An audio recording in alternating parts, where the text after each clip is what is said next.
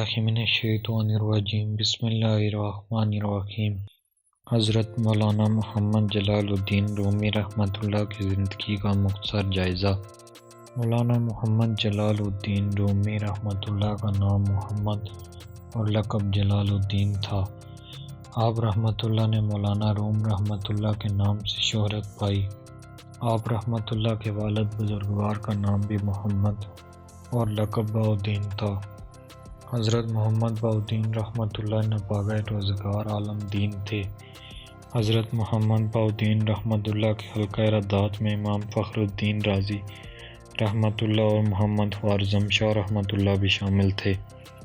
مولانا محمد جلال الدین رومی رحمۃ اللہ کا سلسلہ نسب چند واسطوں کے ذریعے حضرت سیدان ابو بکر صدیق رضی اللہ عنہ سے جا ملتا ہے۔ مولانا محمد جلال الدین رومی رحمۃ اللہ کا سلسلہ نسب چند واسطوں کے ذریعے حضرت سیدان ابو بکر صدیق رضی اللہ عنہ سے جا ملتا ہے۔ آپ رحمۃ اللہ 604 ہجری کو بلخ میں پیدا ہوئے۔ حضرت محمد بہاؤالدین رحمۃ اللہ کی ملاقات حضرت خواجہ فرید الدین عطار رحمۃ اللہ سے بھی ہوئی تھی۔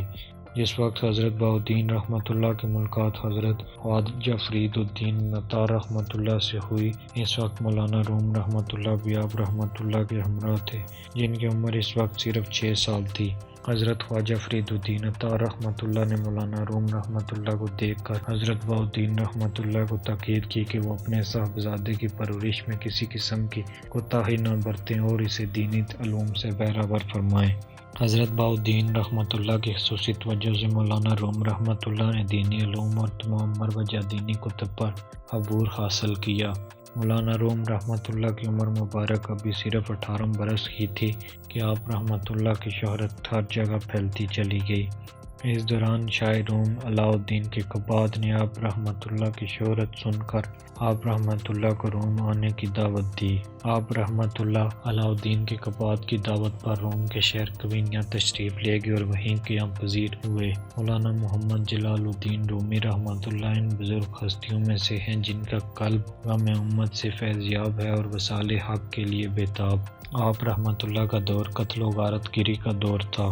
آپ رحمۃ اللہ بھی 11 برس کے ہی تھے، تتاریوں کا فتنہ شروع ہوا۔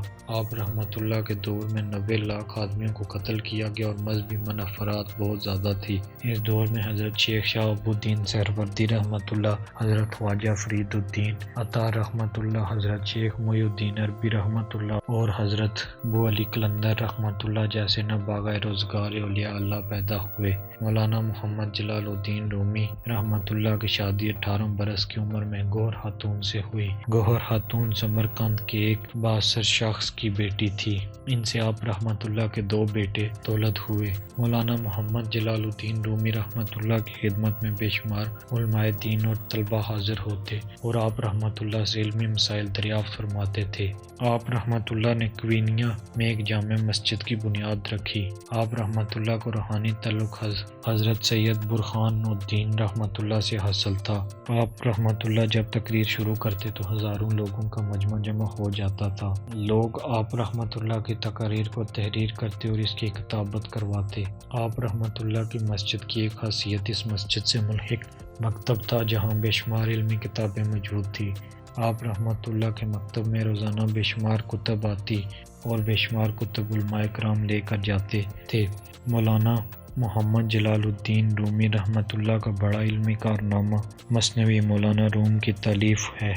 آپ رحمۃ اللہ نے اپنی مثنوی کے اشعار مختلف اوقات میں کہے جنہیں آپ رحمۃ اللہ کے شاگرد لکھتے رہتے تھے اور جنہیں بعد ازاں یکجا کر کے مثنوی مولانا روم کے نام سے ترتیب دیا گیا۔ روایات میں آتا ہے کہ ایک روز حضرت شاہ شمس تبریز رحمۃ اللہ بعد نماز عشاء قرآن مجید کی تلاوت کرتے ہوئے سو گئے تو خواب میں آپ رحمۃ اللہ نے ایک بزرگ کو دیکھا جن کی لمبی سفید داڑھی تھی۔ وہ بزرگ آپ رحمۃ اللہ کے سرہانے کھڑے تھے اور فرما رہے تھے کہ بیٹے تم اب ظاہری اور باطنی علوم سے سرفراز ہو چکے، اللہ عز و جل تم سے ایک بڑا کام لینا چاہتا ہے جس کے لیے تمہیں روم جانا ہوگا، اور وہاں پر ایک نامور عالم دین مولانا محمد جلال الدین رومی رحمۃ اللہ ہیں جن کو تمہاری رہنمائی کی ضرورت ہے۔ وہ بڑے عالم دین ہیں، تم ان کی رہنمائی فرماؤ۔ حضرت شاہ شمس تبریز رحمۃ اللہ جب نیند سے بیدار ہوئے تو آپ رحمۃ اللہ نے اپنے مرشد پاک حضرت بابا کمال الدین چندی رحمۃ اللہ کی خدمت میں حاضر ہو کر اپنا خواب ان کے گوش گزار کیا۔ حضرت بابا کمال الدین چندی رحمۃ اللہ نے خواب سننے کے بعد فرمایا کہ تم ابھی کچھ دیر ٹھہر جاؤ، چنانچہ آپ رحمۃ اللہ نے اپنا ارادہ ترک کر دیا۔ اسی رات آپ رحمۃ اللہ کو پھر انہی بزرگ کی زیارت ہوئی تو انہوں نے پھر آپ رحمۃ اللہ کو روم جانے کا حکم دیا۔ حضرت شاہ شمس تبریز رحمۃ اللہ نے اگلے روز پھر حضرت بابا کمال الدین چندی رحمۃ اللہ سے حضرت بابا کمال الدین چندی رحمۃ اللہ نے فرمایا کہ اگر دوبارہ یہ خواب دیکھو تو مجھے بتانا۔ آپ رحمۃ اللہ حضرت بابا کمال الدین چندی رحمۃ اللہ کے کہنے پر ایک مرتبہ پھر رک گئے۔ تیسری شب مسلسل آپ رحمۃ اللہ کو خواب میں انہی بزرگ کی زیارت ہوئی اور انہوں نے آپ رحمۃ اللہ کو روم جانے کا حکم دیا۔ آپ رحمۃ اللہ نے اگلے روز حضرت بابا کمال الدین چندی رحمۃ اللہ سے اپنے خواب کا ایک مرتبہ پھر ذکر کیا۔ حضرت بابا کمال الدین چندی رحمۃ اللہ نے آپ رحمۃ اللہ کو روم جانے کی اجازت دے دی۔ حضرت بابا کمال الدین چندی رحمۃ اللہ کی جانب سے اجازت ملنے کے بعد آپ رحمۃ اللہ نے فوراً سفر کی تیاریاں شروع کر دی اور عازم روم ہوئے۔ کوئنیا پہنچنے کے بعد آپ رحمۃ اللہ نے مولانا جلال الدین رومی رحمۃ اللہ کی تلاش شروع کر دی۔ آپ رحمۃ اللہ کو معلوم ہوا کہ مولانا محمد جلال الدین رومی رحمۃ اللہ کوئنیا کی ایک بڑی مسجد کے امام اور عالم دین ہیں۔ ان سے ملنے والوں کا ایک ہجوم ہوتا ہے، اس لیے ان سے فی الفور ملاقات ممکن نہیں ہے۔ آپ رحمۃ اللہ نے فی الحال ان سے ملاقات کا ارادہ ترک کر دیا اور اپنے لیے کسی رہائش کی تلاش شروع کر دی، اور پھر بالآخر آپ رحمۃ اللہ کو ایک سرائے میں رہائش مل گئی۔ حضرت شاہ شمس تبریز رحمۃ اللہ نے جس سرائے میں رہائش اختیار کی وہ سرائے برانج فروشوں کی تھی۔ آپ رحمۃ اللہ کی ملاقات اس سرائے میں قیام پذیر مزدوروں سے اکثر و بیشتر ہوتی تھی۔ ان مزدوروں نے ہمیشہ آپ رحمۃ اللہ کے ہاتھ میں ہمہ وقت قلم و کتاب کو ہی دیکھا، جس سے انہوں نے اندازہ لگایا کہ آپ رحمۃ اللہ تعلیم یافتہ انسان ہیں، اس لیے غور و فکر میں ڈوبے رہتے ہیں۔ ان مزدوروں میں سے اگر کوئی آپ رحمۃ اللہ سے گفتگو کر لیتا تو وہ آپ رحمۃ اللہ کا گریدہ ہو جاتا۔ ان لوگوں میں دو شخص محمد عمر اور محمد زبیر بھی شامل تھے جن سے آپ رحمۃ اللہ کی اچھی سلیق ہو گئی۔ ان دونوں نے مولانا محمد جلال الدین رومی رحمۃ اللہ کے بارے میں بے شمار معلومات آپ رحمۃ اللہ کو دی۔ ایک روز یہ دونوں شخص آپ رحمۃ اللہ کے پاس آئے اور کہنے لگے، آپ رحمۃ اللہ ہمیشہ اپنے حجرہ میں ہی مقیم رہتے ہیں۔ شہر میں ایک بلند چبوترا موجود ہے جو دریچہ امراء کے نام سے مشہور ہے۔ یہاں شہر کے نامور علماء اور علماء دین جمع ہوتے ہیں۔ اگر آپ رحمۃ اللہ ان سے ملنے کے خواہ ہیں تو ہم آپ رحمۃ اللہ کو وہاں لیے چلتے ہیں اور لوگوں سے آپ رحمۃ اللہ کا تعارف کرواتے ہیں۔ مولانا محمد جلال الدین رومی رحمۃ اللہ بھی اکثر و بیشتر اس چبوترے پر تشریف لاتے ہیں، ہو سکتا ہے وہیں ان سے بھی ملاقات ہو جائے۔ حضرت شاہ شمس تبریز رحمۃ اللہ نے ان کی بات سننے کے بعد ان کے ساتھ جانے پر آمادگی ظاہر کر دی۔ آپ رحمۃ اللہ نے عمدہ لباس زیب تن کیا اور قلم کتاب تھامے ان دونوں کے ساتھ دریچہ امراء روانہ ہو گئے۔ جب آپ رحمۃ اللہ وہاں پہنچے تو دیکھا ایک چبوترا ہے جس کے اطراف میں ایک چھوٹا سا باغیچہ ہے۔ اس چبوترے کے اطراف میں ہر قسم کے پھول موجود تھے۔ وہاں آپ رحمۃ اللہ کی ملاقات مختلف علماء سے ہوئی، لیکن مولانا جلال الدین رومی رحمۃ اللہ کہیں نظر نہ آئے۔ چبوترے پر باقاعدہ مجلس کا آغاز ہوا تو تصوف پر بحث شروع ہو گئی۔ اس دوران محمد عمر نے بآواز بلند اعلان کیا کہ ہمارے درمیان آج علم و ادب کی ایک نامور شخصیت حضرت شاہ شمس تبریز رحمۃ اللہ موجود ہیں۔ ساتھ ہی وہ آپ رحمۃ اللہ کا ہاتھ پکڑ کر سامنے لے آیا۔ آپ رحمۃ اللہ نے اپنا مختصر تعارف کروایا۔ علماء نے آپ رحمۃ اللہ سے علم القرآن کے بارے میں اظہار خیال کرنے کو کہا۔ آپ رحمۃ اللہ نے قدر توقف سے کام لیا، پھر اپنی تقریر شروع کی۔ حمد و ثنا و درود و سلام کے بعد آپ رحمۃ اللہ نے فرمایا کہ مسلمانوں کے زوال کی بڑی وجہ یہ ہے کہ وہ علم قرآن بلا بیٹھے ہیں، یہاں تک کہ قرآن کریم کے پیغام کو بھول ہی بیٹھے ہیں۔ دولت، دنیا اور عیش کو سجدے کر رہے ہیں۔ موجودہ دور میں اس بات کا جائزہ لیا جائے تو مسلمان عیش و عشرت میں ایسے گم ہو چکے ہیں کہ اب لوگ انہیں علم کی بجائے دولت سے ہی پہچانتے ہیں اور ان کی دولت کو ہی سلام کرتے ہیں۔ قرآن پاک کی تعلیم اور اس میں موجود پیغام کو پہچاننا ہر مسلمان کا اولین فرض ہے۔ مسلمانوں کی دولت پرستی کی روش نے انہیں اب تباہی کے دہانے پر کھڑا کر دیا ہے۔ قرآن مجید کا علم حقیقت میں علم کا سمندر بحر بیکراں ہے۔ قرآن مجید کے علوم کا حصول ہر انسان پر واجب ہے، اور اس کے علوم کسی ایک انسانی زندگی پر ختم نہیں ہوتے۔ قرآن مجید میں اللہ عز و جل نے خود فرمایا ہے کہ اگر جن اور انسان مل کر بھی کوشش کریں تو وہ اس جیسی ایک آیت بھی نہیں لا سکتے۔ حضرت شاہ شمس تبریز رحمۃ اللہ نے علوم قرآن پر سیر حاصل بحث کی۔ آپ رحمۃ اللہ کی گفتگو کے دوران ہی مولانا محمد جلال الدین رومی رحمۃ اللہ تشریف لے آئے تھے۔ انہوں نے آپ رحمۃ اللہ کی گفتگو سنی۔ جب آپ رحمۃ اللہ اپنی گفتگو کے اختتام کے بعد مسند ارشاد سے نیچے تشریف لائے تو آپ رحمۃ اللہ کی مولانا جلال الدین رومی رحمۃ اللہ سے ملاقات ہوئی۔ محمد زبیر نے آگے بڑھ کر آپ رحمۃ اللہ کو بتایا کہ یہی مولانا محمد جلال الدین رومی رحمۃ اللہ ہیں۔ مولانا جلال الدین رومی رحمۃ اللہ نے مسکراتے ہوئے فرمایا کہ میں نے آپ رحمۃ اللہ کی تقریر سنی۔ آپ رحمۃ اللہ کے پاس بہت علم ہے۔ کیا میں جان سکتا ہوں کہ آپ رحمۃ اللہ تبریز سے یہاں کیوں تشریف لائے؟ آپ رحمۃ اللہ نے فرمایا میں تو محض تم سے ملنے آیا ہوں۔ پھر آپ رحمۃ اللہ نے مولانا رومی رحمۃ اللہ سے سوال کیا کہ آپ رحمۃ اللہ ملک روم کے سب سے بڑے عالم ہیں۔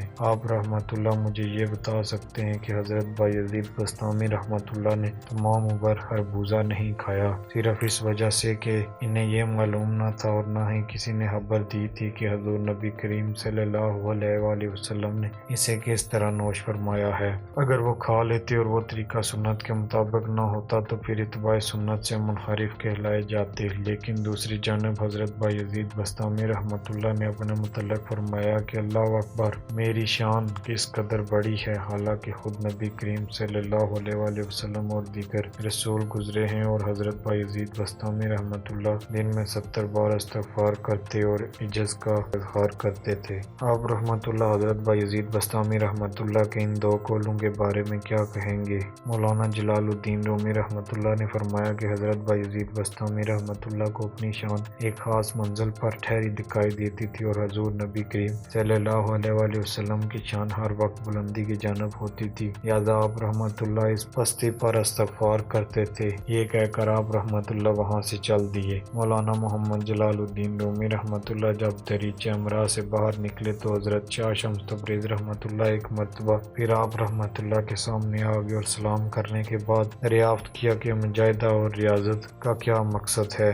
حضرت مولانا جلال الدین رومی رحمۃ اللہ نے جواباً فرمایا کہ اتباع شریعت۔ حضرت شاہ شمس تبریز رحمۃ اللہ نے جواباً فرمایا کہ یہ سبھی جانتے ہیں، لیکن مجاہدہ اور ریاضت کا اصل مقصد یہ ہے کہ انسان منزل مقصود پر پہنچ جائے۔ پھر آپ رحمۃ اللہ نے ذیل کا شعر پڑھا: علم کز ترانہ بستان جہل زا ببود بسیار، جو علم تجھے تجھ سے نہ لے لے اس علم سے جہل بہتر ہے۔ مولانا محمد جلال الدین رومی رحمۃ اللہ نے جب یہ اشعار سنے تو آپ رحمۃ اللہ سے بہت متاثر ہوئے اور کہنے لگے کہ آپ رحمۃ اللہ میری مسجد میں تشریف لائیے تاکہ وہاں علوم قرآن اور دیگر علوم پر سیر حاصل گفتگو ہو سکے۔ حضرت شاہ شمس تبریز رحمۃ اللہ نے فرمایا کہ میں ضرور آپ رحمۃ اللہ کی مسجد میں تشریف لاؤں گا۔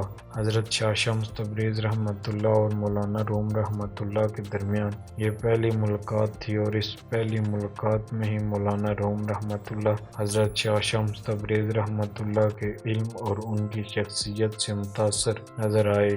مولانا محمد جلال الدین رومی رحمۃ اللہ کی ملاقات جب حضرت شاہ شمس تبریز رحمۃ اللہ سے ہوئی تو آپ رحمۃ اللہ کی زندگی یکسر بدل گئی۔ حضرت شاہ شمس تبریز رحمۃ اللہ نے آپ رحمۃ اللہ کو عشق کی آگ میں جھونک دیا، جہاں آپ رحمۃ اللہ پر بے شمار راز افشاں ہوئے۔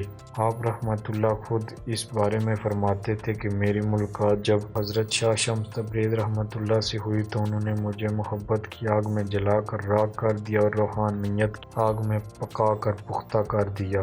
حضرت شاہ شمس تبریز کے وصال کے بعد مولانا جلال الدین رومی رحمۃ اللہ کی طبیعت بھی ناساز رہنا شروع ہو گئی۔ آپ رحمۃ اللہ خواہ وقت حضرت شاہ شمس تبریز رحمۃ اللہ کو یاد کرتے رہتے اور انہی کی باتیں کرتے رہتے۔ آپ رحمۃ اللہ نے ریاضت و مجاہدے شروع کر دی، یہاں تک کہ 20 دن تک کچھ نہ کھاتے پیتے اور ذکر الہی میں مشغول رہتے۔ نماز کا وقت ہوتا تو نماز کی نیت کر کے کھڑے ہو جاتے۔ اکثر و بیشتر قیام اتنا طویل ہوتا کہ وقت گزرنے کا پتہ ہی نہ چلتا۔ کئی مرتبہ ایسا ہوا کہ عشاء کی نماز کی نیت کر کے کھڑے ہوئے اور قیام میں ہی فجر کا وقت ہو گیا۔ روایات میں آتا ہے کہ ایک مرتبہ سردیوں کے موسم میں حضرت شاہ شمس تبریز رحمۃ اللہ کا ذکر کرتے ہوئے اس قدر روئے کہ چہرے پر آنسو برف کی مانند جم گئے۔ 672 ہجری میں شہر کوئنیا میں شدید زلزلہ آیا۔ لوگوں نے آپ رحمۃ اللہ سے دعا کے لیے کہا تو آپ رحمۃ اللہ نے فرمایا کہ زمین اس وقت بھوکی ہے اور تر لقمہ ہی اس کی بھوک مٹا سکتا ہے۔ زمین کو عنقریب تر لقمہ ملنے والا ہے۔ آپ رحمۃ اللہ کے اس قول کے کچھ دنوں بعد ہی آپ رحمۃ اللہ کی طبیعت شدید خراب ہو گئی۔ طبیب آپ رحمۃ اللہ کا مرض سمجھنے سے قاصر تھے۔ مولانا محمد جلال الدین رومی نے 672 ہجری اس جہان فانی سے کوچ فرمایا۔ آپ رحمۃ اللہ کو کوئنیا میں ہی مدفون کیا گیا۔ آپ رحمۃ اللہ کے تلمذہ میں حضرت ابو علی قلندر پانی پتی رحمۃ اللہ کا نام نمایاں ہے، جن کا شمار برصغیر پاک و ہند کے نامور اولیاء اللہ میں ہوتا ہے۔ مولانا محمد جلال الدین رومی رحمۃ اللہ نے اپنے وصال سے قبل فرمایا تھا کہ میرے دوستو مجھے قتل کر دو کیونکہ میری زندگی اب قابل قتل ہے۔ آپ رحمۃ اللہ کے ان الفاظ کا مطلب صوفیاء کرام رحمۃ اللہ نے یہ بیان کیا کہ یعنی میں زندگی کو دریافت کر چکا ہوں اور میں نے زندگی کی حقیقت کو پہچان لیا ہے، اس لیے اب میرے دل میں زندہ رہنے کی کوئی خواہش باقی نہیں ہے۔ مولانا محمد جلال الدین رومی رحمۃ اللہ کے عرس مبارک کے موقع پر مزار پاک پر محفل سماع منعقد کی جاتی ہے، جس میں آپ رحمۃ اللہ کی مثنوی کے اشعار سنائے جاتے ہیں۔ مولانا محمد جلال الدین رومی رحمۃ اللہ کے بارے میں ایک یونانی فلسفی نے کہا تھا کہ رومی رحمۃ اللہ کی مثال روٹی کی سی ہے جسے ہر کوئی تناول کرنا چاہتا ہے، خواہ وہ امیر ہو یا غریب۔ اور کسی نے کبھی کیا کسی فاقے کو روٹی سے بھاگتے دیکھا ہے؟ علامہ ڈاکٹر محمد اقبال رحمۃ اللہ کو مولانا جلال الدین رومی رحمۃ اللہ سے دلی عقیدت تھی۔ آپ رحمۃ اللہ نے اپنی تصنیفات میں مولانا محمد جلال الدین رومی رحمۃ اللہ سے اپنی عقیدت کا اظہار جا بجا کیا ہے۔ آپ رحمۃ اللہ خود کو مولانا محمد جلال الدین رومی رحمۃ اللہ کا مرید مانتے تھے اور ان کے افکار و اقوال سے بے حد متاثر تھے۔ آپ رحمۃ اللہ نے مولانا محمد جلال الدین رومی رحمۃ اللہ سے اپنی عقیدت کا اظہار ان الفاظ میں کیا ہے: کیوں رومی در خرم ددام ازامن، ازا امو ختم اسرار جامن، بدور فتنہ اثر کہنو، بدور فتنہ اثر روامن، چو رومی در حرم ددام ازامن، میں نے بھی مولانا روم کی طرح حرم میں اذان بلند کی، ازا امو ختم اسرار جامن، انہی سے تو میں نے جان و روح کے بید سیکھے ہیں۔ بدور فتنہ اثر کہانو، دور قدیم کے فتنوں میں ان کی ذات نے جو کام انجام دیا تھا، بدور فتنہ اثر روامن، عصر جدید کے فتنوں میں وہی کام میں کر رہا ہوں۔ میں نے بھی مولانا روم کی طرح حرم میں اذان بلند کی، انہی سے تو میں نے جان و روح کے بید سیکھے ہیں۔ دور قدیم کے فتنوں میں ان کی ذات نے جو کام انجام دیا تھا، عصر جدید کے فتنوں میں وہی کام میں کر رہا ہوں۔